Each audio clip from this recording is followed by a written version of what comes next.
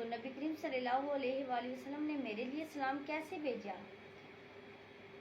وہ اٹھا اور اس آدمی کا ہاتھ پکڑا اور اندر کمرے میں لے گیا اپنے ساتھ۔ وہاں جا کے اس سے پوچھتا ہے کہ تمہارے نبی اور کیا کیا کہہ رہے تھے؟ تو اس نے کہا کہ نبی کریم صلی اللہ علیہ وآلہ وسلم فرما رہے تھے کہ آپ کی دعا قبول ہو گئی ہے۔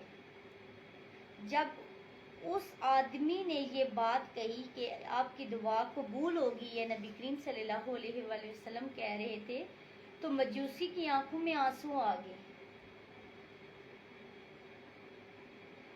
تو اس شخص نے پوچھا کہ آپ کیوں رو رہی؟ تو مجوسی نے کہا کہ اس کے ہاتھ پہ ہاتھ رکھ کے کہا کہ میں تمہارے دین میں شامل ہونا چاہتا ہوں، میں اسلام قبول کرنا چاہتا ہوں۔ تو اس شخص نے، جو مجوسی تھا، اس نے اسلام قبول کر لیا۔